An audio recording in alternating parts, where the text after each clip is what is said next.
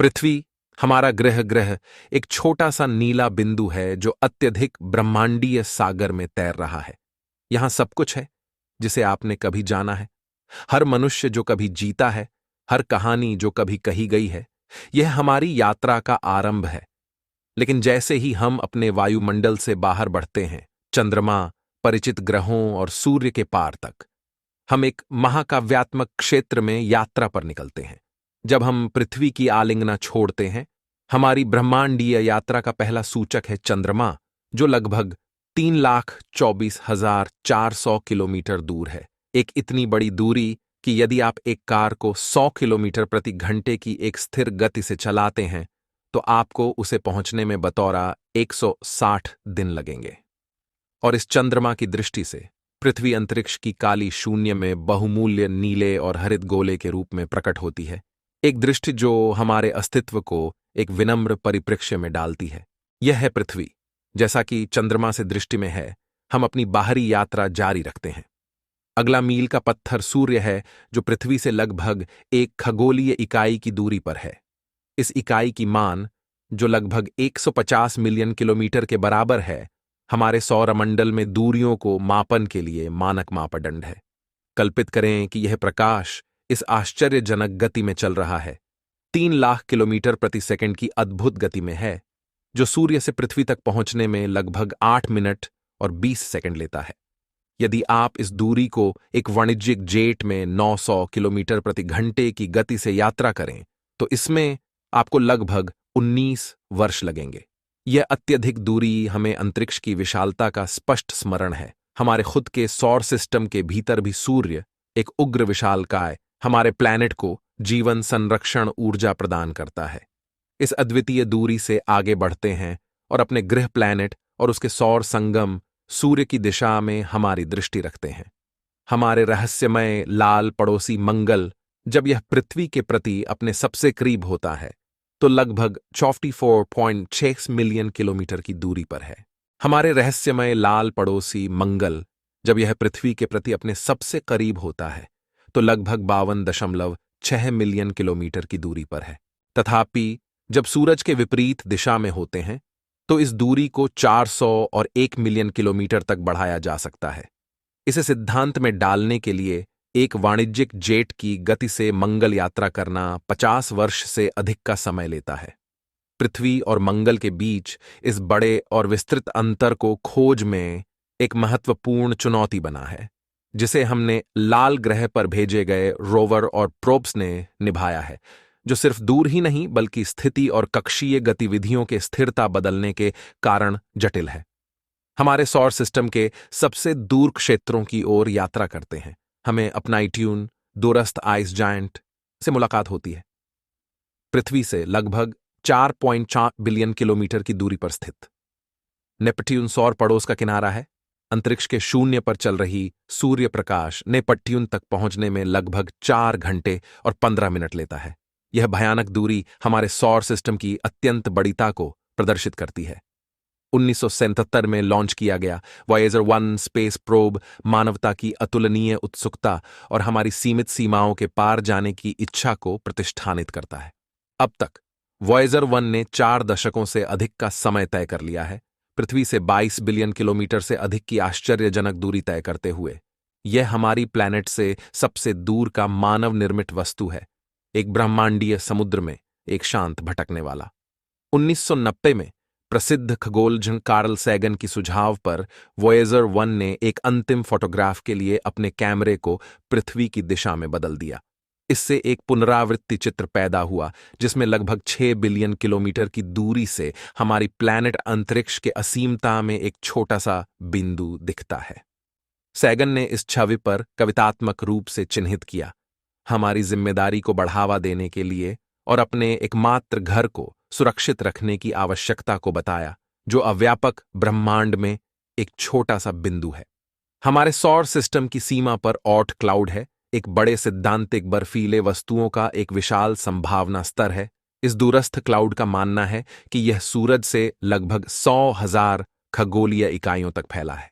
यह लगभग 1.9 प्रकाश वर्ष है, एक इतनी अत्यंत दूरी कि यह इंटरस्टेलर स्थान की सीमा पर है, जहां सूर्य की सौर वायुमंडल को अंतरस्तरीय माध्यम द्वारा रोका जाता है। यहां है जहां हमारे सूरज का प्रभाव समाप्त होता है और अंतरस्तरीय अंतरिक्ष का विशाल क्षेत्र प्रारंभ होता है। आर्ट क्लाउड हमारे सौर सिस्टम की अंतिम सीमा को प्रतिष्ठानित करता है, एक सीमा क्षेत्र जहां सूर्य का प्रभाव कम होता है और ब्रह्मांड में वास्तविक यात्रा शुरू होती है। हम अपने सौर सिस्टम की सीमाओं को पार करते हैं। हमारा अगला रुचिकर्षी बिंदु है अल्फा सेंटोरी, हमारे सूरज से सबसे नजदीक का तारा सिस्टम, जो लगभग 1.3 ट्रिलियन किलोमीटर की दूरी पर स्थित है। यह दूरी लगभग 2,26,000 खगोलीय इकाइयों के बराबर है। इतनी भारी दूरियों में, जिसमें एयू हमारे सौर सिस्टम के भीतर एक सुविधाजनक माप है, अपनी उपयोगिता को खोने लगता है। इसीलिए खगोलजन तारा वर्ष का उपयोग करते हैं, जो अंतरस्तरीय मापों के लिए एक वर्ष में प्रकाश की यात्रा की दूरी है। अल्फा सेंटरी हमसे लगभग 4.4 प्रकाश वर्ष की दूरी पर है। हमारी वर्तमान अंतरिक्ष यात्रा तकनीक को मध्यंतर करते हुए अल्फा सेंटरी की ओर एक यात्रा लगभग अवाक करने योग्य है। उदाहरण के लिए, वॉयेजर अंतरिक्ष यान, जो लगभग 17 किलोमीटर प्रति सेकंड की गति से चल रहा है, इस पड़ोसी तारा सिस्टम तक पहुंचने के लिए लगभग 70,000 वर्षों से अधिक का समय लेता है। यह अत्यधिक दूरी से स्पष्ट होती है कि तारों को अलग करने वाले अंतरिक्ष की विशालता और इंटरस्टेलर यात्रा की चुनौतियों को उजागर करती है। हमारी यात्रा अब हमें हमारे घर के आकार शास्त्रिक स्वरूप ब्रह्मांड मिल्की वे की महान स्थिति की ओर ले जाती है, जिसका व्यास लगभग 100,000 प्रकाश वर्ष है। ये बड़ा सर्पिल ब्रह्मांड हजारों अरब तारों का घर है। प्रत्येक एक अपने खुद के ग्रह सिस्टम को होस्ट कर सकता है। इस अत्यधिक संरचना के भीतर वहां एक छोटा गोला है जिसे मानव रेडियो बबल कहा जाता है, जो पृथ्वी से लगभग 100 प्रकाश वर्ष तक फैला हुआ है। यह बुबल ब्रह्मांड में मानव प्रभाव की सीमा को दर्शाता है, हमारे रेडियो और टेलीविजन प्रसारों का अंतरिक्ष में। इस बुबल के पार ऐसा लगता है कि मानवता कभी मौजूद नहीं थी, क्योंकि हमारे सिग्नल उन्हें अभी तक नहीं पहुंचे हैं। आकाशगंगा का स्केल इतना विशाल है कि हमारा पूरा दर्ज किया गया इतिहास ब्रह्मांडीय हवा में एक चीख है, जिसे इस छोटे बबल के पार दिखाया नहीं जा सकता। जैसे ही हम आकाशगंगा को छोड़ते हैं, हम अंतरगैलेक्टिक अंतरिक्ष के विशाल, लगभग अवगम्य क्षेत्र में प्रवेश करते हैं। यहाँ गैलेक्सियां ब्रह्मांडीय समुद्र में तैरती हैं, मनोबुद्धि से बाहरी दूरियों से अलग होती हैं। हमारी आकाशगंगा एक छोटे ब्रह्मांडिक परिसर का हिस्सा है, जिसे लोकल ग्रुप कहा जाता है। लगभग 10 मिलियन प्रकाश वर्ष के आसपास फैले हुए 50 से अधिक गैलेक्सियों का एक समूह। लोकल ग्रुप विविध संगठन है, जिसमें केवल आकाशगंगा और एंड्रोमेडा जैसी कुंडल गैलेक्सियों ही नहीं, बल्कि अनेक छोटे ड्वार्फ गैलेक्सियां भी शामिल हैं। यहाँ की दूरियां इतनी विशाल हैं कि एक से दूसरे छोड़कर लोकल ग्रुप के सिरे से लेकर 10 मिलियन वर्ष तक का समय लगेगा। इस स्केल से बड़ी चीज हमारे खुद के गैलेक्सी के भीतर किसी चीज को भी कमजोर कर देती है, जिससे ब्रह्मांड की विशालता को प्रमोट किया जाता है। गैलेक्टिक स्पेस में एक शांत विस्तार है। गैलेक्टिक प्रकाश के द्वीपों के बीच एक विशाल जंगल है। इस अत्यंत शून्यता में हमारी गैलेक्सी हमारे संपूर्ण इतिहास का घर, कई ब्रह्मांडीय पुस्तकालय में एक छोटा सा बिंदु है। जब हम अपनी ब्रह्मांडीय दृष्टि को स्थानीय समूह से पार करते हैं, तो हम भारी विर्गो सुपर क्लस्टर से मिलते हैं, जो गैलेक्सी समूह और क्लस्टर्स का एक अत्यधिक संग्रह है, जिसमें हमारा भी स्थानीय समूह शामिल है, जो कि एक स्थान को आवृत्त करता है लगभग 110 करोड़ प्रकाश वर्ष के व्यास या 33 मेगापास्कल्स है। विर्गो सुपरक्लस्टर ब्रह्मांड में एक बड़ी संरचना है, जिसमें कम से कम 100 गैलेक्सी समूह और क्लस्टर्स के साथ हर एक के साथ उनके अपने बहुसंख्यक तारे और ग्रह हैं। जैसे ही हम विर्गो सुपर क्लस्टर से बाहर यात्रा करते हैं, हम एक और भी आश्चर्यजनक ब्रह्मांडीय संरचना तक पहुंचते हैं, लानियाकिया सुपर क्लस्टर।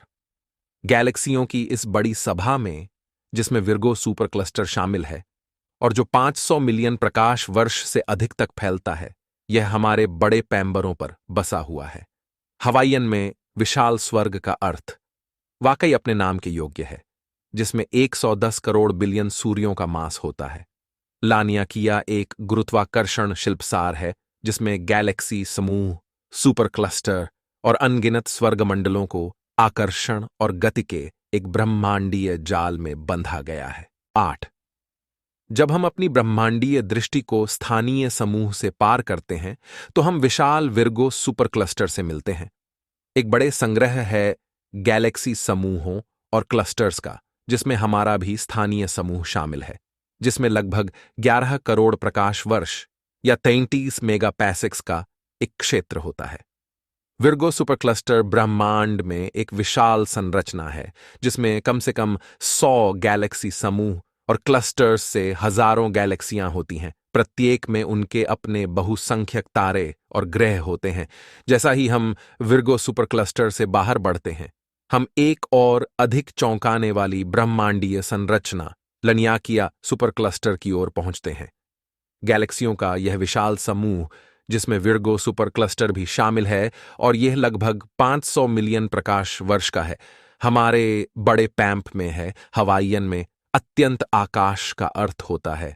वाकई इसके नाम के योग्य है। 1 अरब बिलियन सूरज के मास्टरपीस में गैलेक्सी समूह, सुपर क्लस्टर्स और अनगिनत आकाशीय शरीर होते हैं, जो एक ब्रह्मांडीय कशी और गति के ब्रह्मांडीय जाल में बंधे हैं।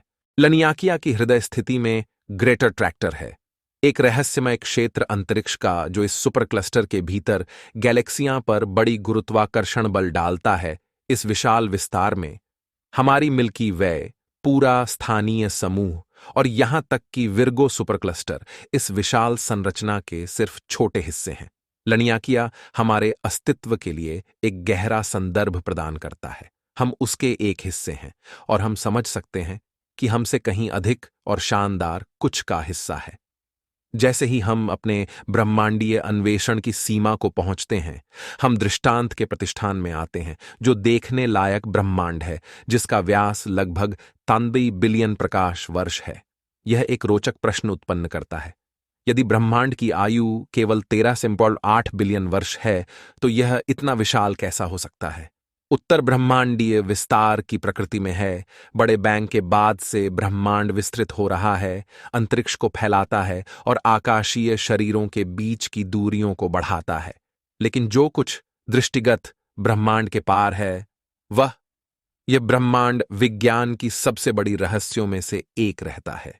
कुछ अंतरिक्ष क्षेत्र हमसे प्रकाश की गति से अधिक तेजी से बढ़ रहे हैं, जिससे वे हमेशा हमारे दृष्टिगोचर से बाहर रहते हैं। इस परिणाम स्वरूप संपूर्ण ब्रह्मांड का वास्तविक आकार अज्ञेय और संभावना से अनंत हो सकता है। जैसा कि है, विस्तृत भले ही हो, लेकिन यह सिर्फ पूर्ण ब्रह्मांड के छोटे से हिस्से का एक छोटा सा अंश हो सकता है। हमें यह स्वीकार करना होता है कि हमेशा ऐसे अंश हो सकते हैं जो हम कभी देखेंगे नहीं, क्योंकि वे अनंत रूप से बढ़ते हुए ब्रह्मांड की गहराइयों में लुटते रहते हैं।